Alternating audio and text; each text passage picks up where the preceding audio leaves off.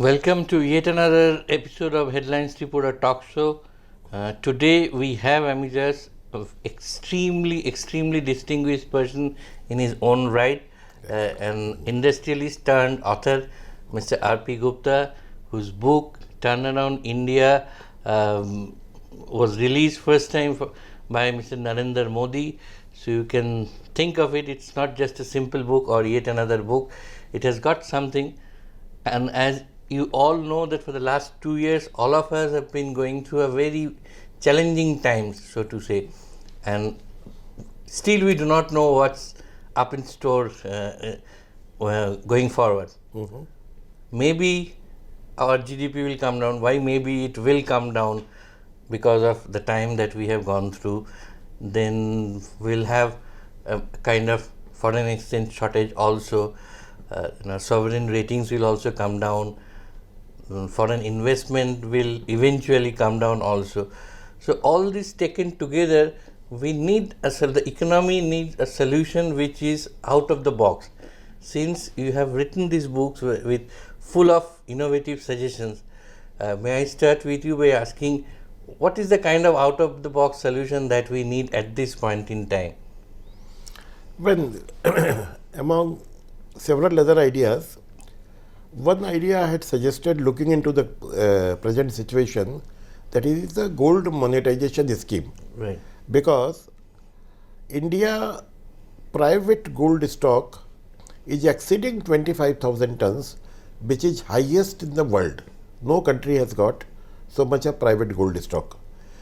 So that innovative idea is how to use that private gold in a manner that it is a win-win situation for the gold holders who will be depositing with RBI and all that, and the other stakeholders in that manner. I have suggested that scheme. So we already have a gold monetization scheme which was incepted way back in 2015. You are right. So you are right. 7 years have passed by. So and in between there has been some amendments. The new gold monetization scheme has also come into being into 2019. So how has been the progress so far, or why didn't the original one succeed that way? Your question is very right, that 7 years has crossed after 2015 and some amendments were also done. Despite this thing, it could not succeed. In fact,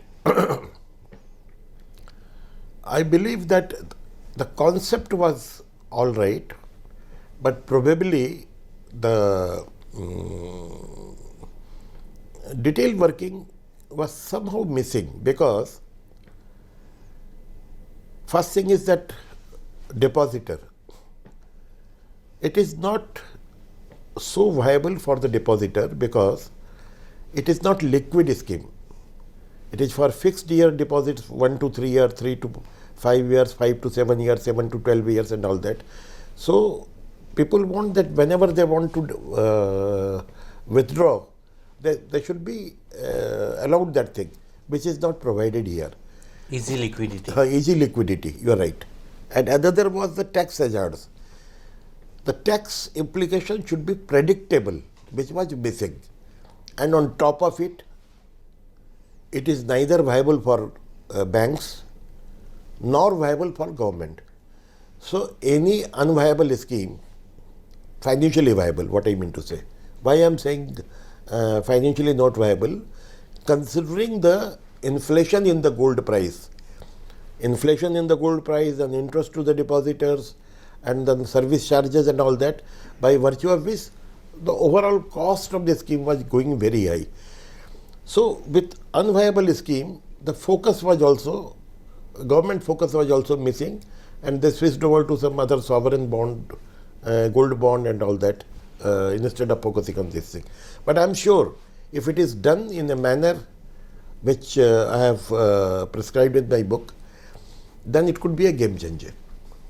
So as you mentioned a few minutes back that there is a huge idle gold reserves in the hands of Indian public at large. Yeah. Because gold, over the years historically has been considered to be a very auspicious and sacrosanct kind of thing. Yeah. So if one has to take that gold out of that idle reserve, they have to be lured with something else, or it has to be protected also. Very correct. So, Very what are the kind of things that should be given or offered to individuals who are holding huge gold assets or reserves? Well, first thing that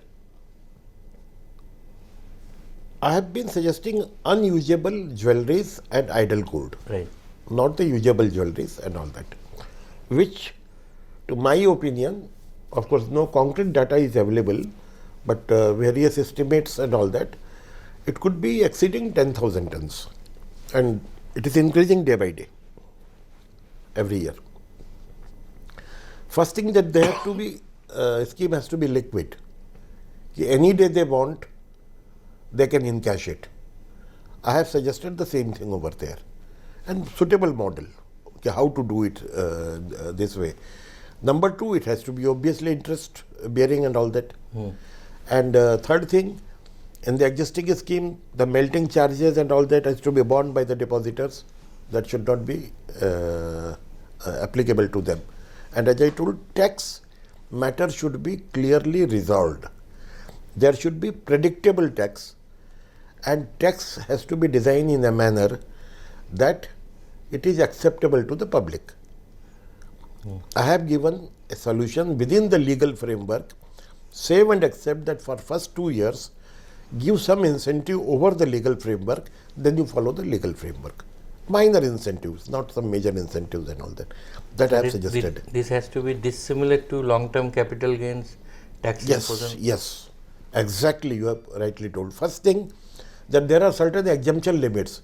One is 500 grams for a married couple, 250 grams for individuals, 100 grams for, likewise some exemptions are there. So, up to that thing, there should be no incidence of the tax.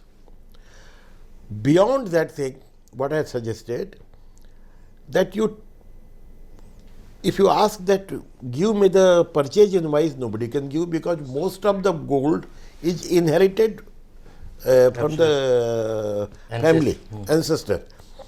Treat this as a zero price acquisition price. That means the today's price is the total capital gain. Treat like that.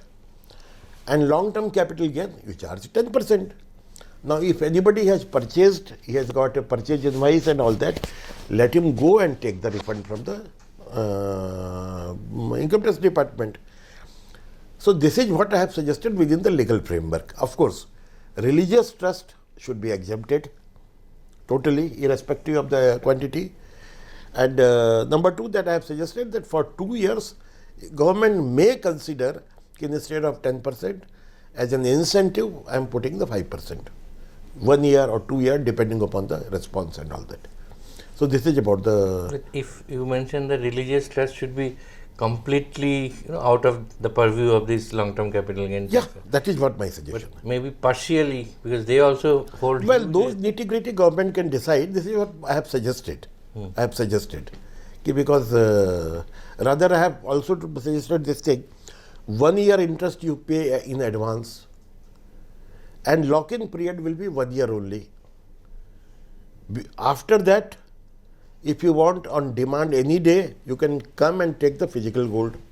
If you want the cash, then that gold deposit certificate, which will be issued by RBI, it can be always sold in the market, and an adequate platform can be created.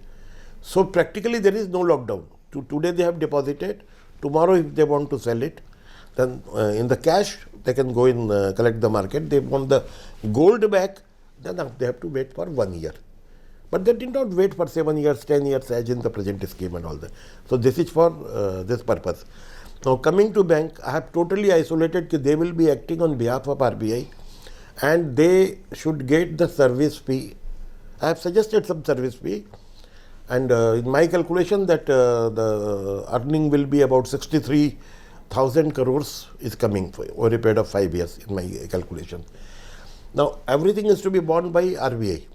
Now, RBI, that also, because I have given a typical calculation, and despite paying to banks and interest to the depositors and all that, they will be getting something like 43 or 44,000 crores over a period of 5 years. They will be also benefited.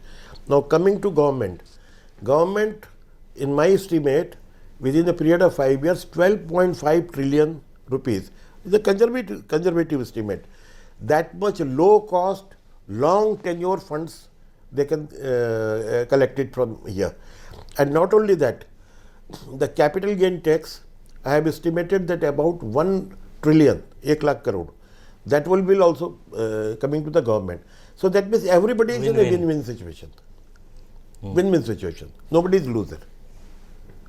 So banks and RBIs are getting fees for, for individual parking their golds there with them.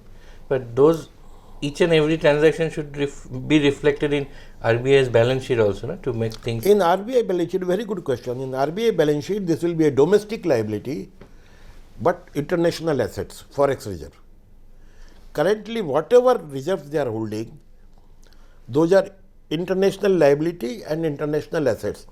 And our country is having a net international liability, some 16% or something of that sort. I do not recollect the exact number. By virtue of this, it will be a net international asset surplus nation. To best of my knowledge, subject to checkup, probably UK is also not having a net international asset surplus status. To best of my knowledge, subject to checkup. I am not telling with the complete authority, but with my limited knowledge. So that will give a very high strength to our Indian currency. And once the Indian currency is strong, then any investor, global funds are flushed. Whatever you are seeing, $500–600 billion, it is nothing. It's a flushed financial market. Overall size of the global, if you talk, it is exceeding, sir, $200 trillion financial assets alone. If 0.5% of that comes, it becomes a big money for us. Big money for us. So what those financial investors want, they want a good yield, nothing more than that. If your rupee is stable, the yield is supposed to be higher. And that money you put for the growth and development of the. And on top of it, what I have suggested also, that this gold deposit certificate, as it could be frequently traded in the exchange, so about 350 to 400 tons per year, people are only simply investing in the gold. Means they don't have requirement for their family and all that. As an asset, they are investing. Instead of into the physical gold, like shares, they will be buying this GTC. It's RBI certificate.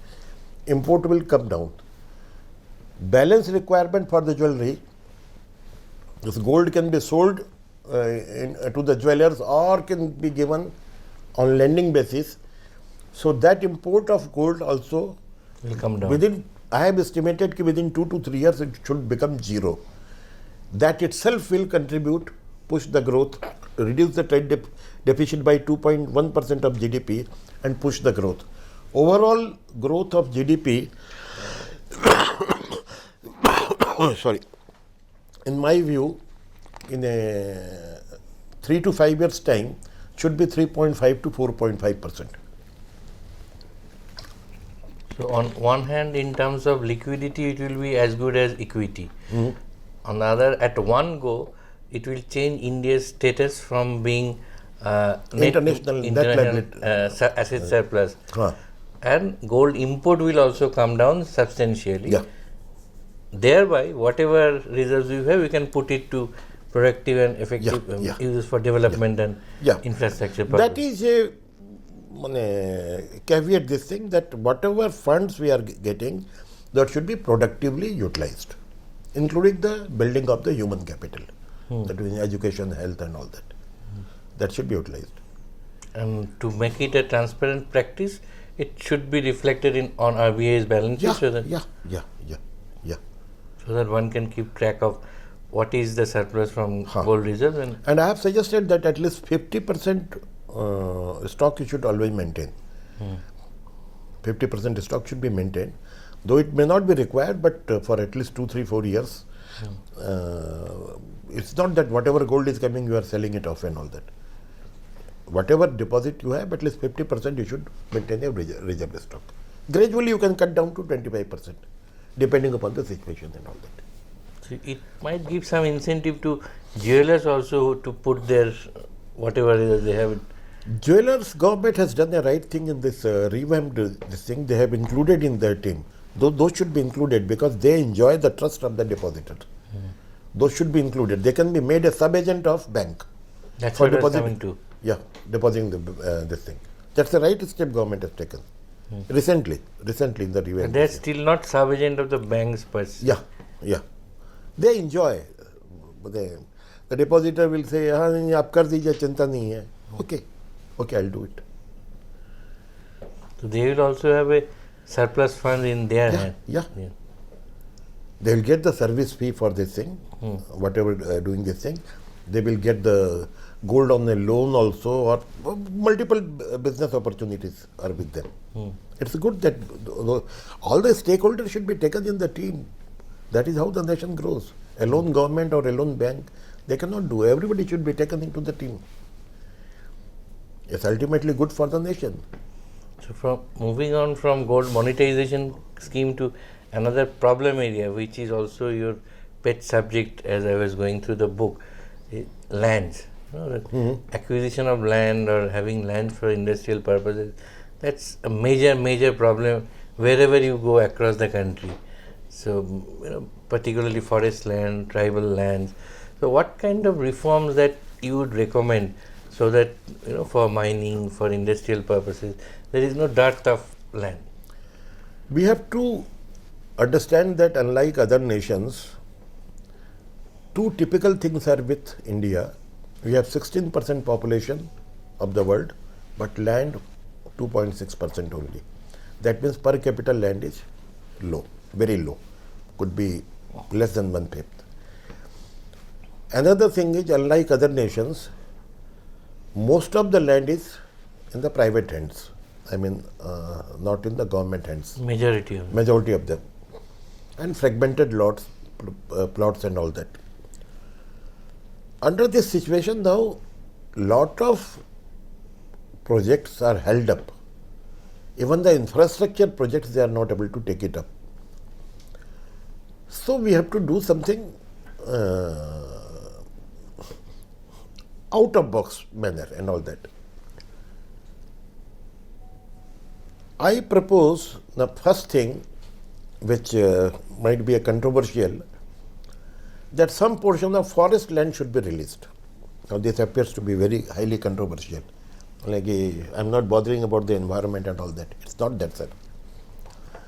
I'm engineer. I'm aware about the environment, and environment should not be compromised. You're not talking about the whole of it, a part of it. No. Let me complete it. You see, environment protection we are doing from the green cover, not the forest land. Countries has given, I think, 27% to best of my remembrance. I have to check up. 27% of the total land, 27 or 23% of the total land as a forest land. Out of the total forest land, only 10% has got a dense forest. 50% forest land is nominal forest only, nominal trees, and 40% nil trees.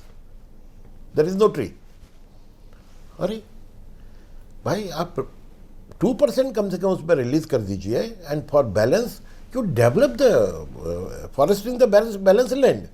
If 2%, 3% land of forest land is released, what is wrong in it? Because you develop the forest, don't pre-occupy the land. You have got enough 90% land to develop. So far you have covered only 10% as a dense forest. This is one. Same way, another controversial suggestion, I think forest was 23 and 27% is agro land.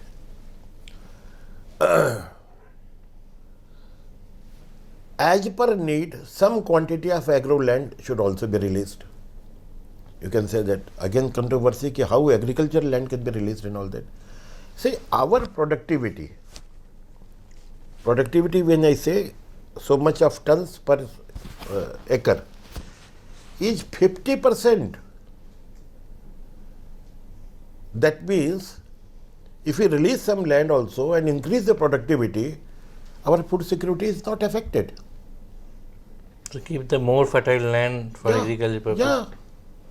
So we should not have a closed mind over there. No, it is agriculture we can't do. This we can't do. By and large, one line this thing, ki considering the shortage of the land, we should have a productive usage of the land. Because ultimately production is not for a corporate or for a individual. It is for generating GDP, which is nothing but the public income. It is for the public purpose. Infrastructure is also for the public purpose. So that should not come on the way. Now, question is ki private land, I don't mean that you, like a colonial rule, you just take it over. Not like that. Not like that. It should be win-win situation for both, and especially for the if a landowner is poor class or somebody, it should be adequately compensated and all that. Now, Land Acquisition Bill 2013 has got some typical things which has made the things complicated, and by virtue of which the local politics gain over the sentiments of the persons. That needs a simplification, which I have suggested in the book. Those are nitty-gritty, it will take time. I have suggested in a practical manner, because I am also, though currently I am in my business, I have been operating business also, so I know about the practical problems. So I have suggested few things in a practical manner, which will be win-win situation for the land giver and land acquirer, both. And of course, there is a restriction on the tribal land. Now, historically, what was happening, the people used to acquire the land from tribals at the cheap cost, indirectly cheating and all that. But now, those things are not possible. At best, you can put the administration and all that in between. On the contrary, by putting a restriction on the tribal, what is happening, in the tribal belt, if the young boy wants to migrate to some city, do some job over there or do some business over there by selling his land and all that, he is not able to sell the land. So it's a kind of hindrance for them also. And government wants to do some infrastructure, they are not able to do. If somebody private wants to put up an industry, they are not able to do. So ultimately, who is loser? Those tribal population itself. So we have to take a holistic view of the things. Okay, whatever legacy we had in the past, it was then required. But with the change of time and all that, we should be with open mind, by and large good for the public, development of the nation. This is what I have. Of course, nitty-gritty, I have suggested this amendment, that amendment. Likewise, I have suggested over there. Minerals. Do you know that mines is having 0.03% of land only? Now, government is auctioning the mines, but they don't have the land right. Production is not able to start. And we are importing coal and mineral. Coal import itself is roughly 200 or 250 million tons in this range, whereas we are the second largest or third largest coal deposit in the country. Now, if I say Mumbai, see the land price, you can't afford to have a house. Why can't we increase the FSI? Why can't we release the forest land and agricultural land attached to the city? Because for jobs and everybody rushes to the cities and metros, and there the land is so costly that affordable houses are not available. So we should have a holistic view on the land price And not only that thing. Now, if For you migrant laborers and workers, that's a Yeah. major problem. rather I will say service providers, poor persons, driver, this, that, and all that, where do they stay? That we have to take a holistic view. That details I have suggested over there, how to reduce what thing change of FSI is one thing, release of adjoining your forest and agriculture land to the city is another thing. Likewise, some changes has to be done, and then for, as you told, for labours and all that, cheap type of land can be given. If the land cost comes down, I am sure hospitals, the schools, they will also come over there. Now, private, in the private, they are not able to come with the for the cost of land. All commercial activity, even a shopkeeper, if you see his balance sheet, a small shopkeeper's balance sheet, his substantial expenses are rent. That will come down. So the public will be benefited. We should economize the cost of the land. At sometimes seems you also have a big background of an industrialist running your own business. At times it is also seen that industrialists or businessmen, they want government to acquire the land for them at a cheaper cost and hand it over to them. They are not willing to pay whatever may be the market price to the existing landowner. No, So that is mindset wrong. has to go. That is wrong. You see, cheaper, rather I would say, more than the reasonable cost should go to the seller of the land, because he is parting a asset. But the land acquisition bill suggests 4 times, 5 times. That is also wrong. I had suggested, I think, 1.5 to 2 times of the prevailing market price. Fairly all right, and with a compensation of your structures, whatever structures are there. So it has to be a win-win situation for both. Because ultimately that industry is not for a personal benefit of one. We have to segregate between the industry and its owner. Its owner could be a larger shareholder of that, but it is for the public. I have repeatedly mentioned that any productive assets, irrespective of private or this thing, it should be treated as a national asset, irrespective of the management control, because they contribute to the GDP, they contribute to the public income and everything. But first preference, जैसे घर में जो week आदमी होता है उसका favour होता है, तो वैसे ही obviously when the favor comes between an industry and a poor landowner, favor should go to the landowners. It is natural. It should go to them. There are places where even government organization, government bodies, they also hold huge parcel of lands which are of no use. So at times they cannot be converted into. Yeah, should be. As I told you in the beginning, land should be for the productive uses, especially in the cities and metros. Productive means providing a residential accommodation is also productive uses. Absolutely. Providing a hospital or a school or any shop and establishment or office, all are productive uses. Social infrastructure. Yeah.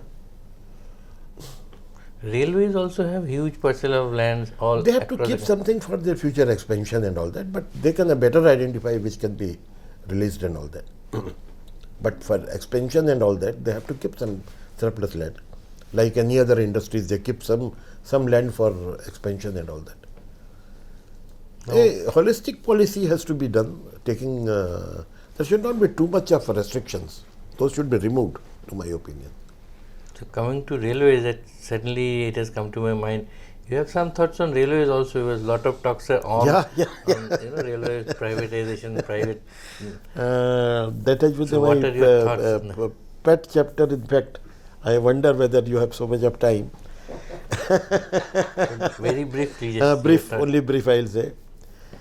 I am not suggesting for selling the railway. I am suggesting corporatization of the railway.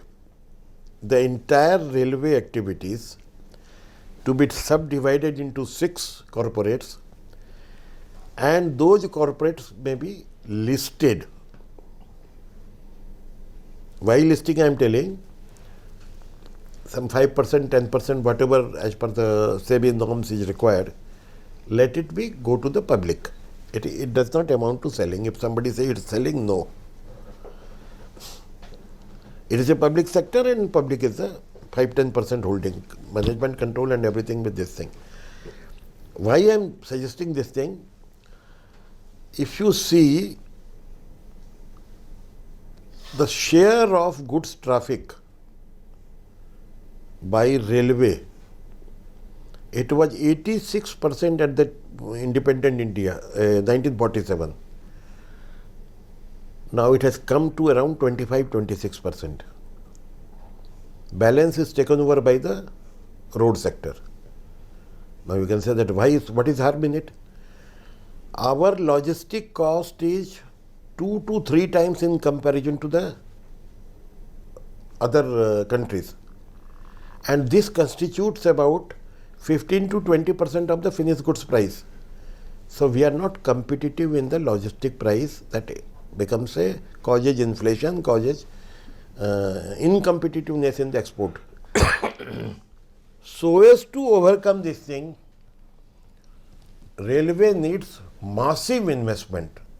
I have envisaged about 35 lakh crores it envisages. Whether government can give this much up from the budget? No. Once it is corporatized, they will sell their shares to the public, balance they can raise the debt, and then let this investment be done. Just because we are spending on the road, we should spend on the railway also. There should be balance. Our Gadkari ji is very active, so road expenditure is going up. Why not to make him railway minister also in the lighter vein? In the lighter vein, of course. So, before we conclude, I am also tempted to ask you on one thing. Since you have touched upon so many issues and subjects, you have also pointed about the volatility of Indian currency, which needs to be, get stabilized at some point of time. Right now, lot of talks are on about the cryptocurrency, which in the government of India is also talking about having its own digital currency. Then there are already a number of private players who have already got into cryptocurrency. So once these things are in place or in order, eventually at some point of time, the whole idea is state ceases to exist, because the whole currency will not be controlled by state any longer. See, rupee should be stable and appreciate. As I feel that I think 2004 to 2008, it was more or less stable. After 2008, it further started this thing, depreciating. And overall depreciation from the beginning, if you see, 1947, the US dollar was 1 rupee. Today it's 75. I think it will work out to be something like 6% or something depreciation on year-to-year basis, average out. That calculation I have given in the book. Might be the data which I am telling is slightly here and there. So why should we take the depreciation as a routine matter? Why not, like other countries, rupee should appreciate or stable. If not appreciate, it should be stable. That will strengthen, as I suggested in the Gold Monetization Scheme, that will invite the global inflow of the funds. And as regards the cryptocurrency, we should not talk if this is a currency. What our Honorable Finance Minister has told, I am 100% in agreement to that thing. It is not a currency. Currency can be issued by some sovereign countries. It is by some private persons they have issued something. God knows, I don't have the proper study on this thing. God knows what will happen one day. Even so many, and we should not enter into that area. Though I have not have a deep study, but by and large I say any tender, any instrument which is issued by the private, not supported by the sovereign guarantee and all that, we should not call it a currency, we should not treat it as a currency. The consequences will be more Than this thing. Might be that I should not comment on the whether the legal, illegal uses, and could be, I do not know. I don't have the idea. I would not like to comment further on that. Thank you very much for giving us such a long time. It's been fascinating and wonderful talking to you. Sometime back I read a book called 10 Days That Shook a World, but your book, I can tell everyone, all of our viewers, that this is one book that can actually shake the whole thought of Indian economy. So it's a must read book, a lot of thought, lot of food for thought, I should say, and thought provoking thoughts also, which will lead to further thoughts. I'm sure we'll have many more editions of this book as we move along, and we'll get many more opportunities to talk to you. There will be full of activities by then. Thank you very much once again.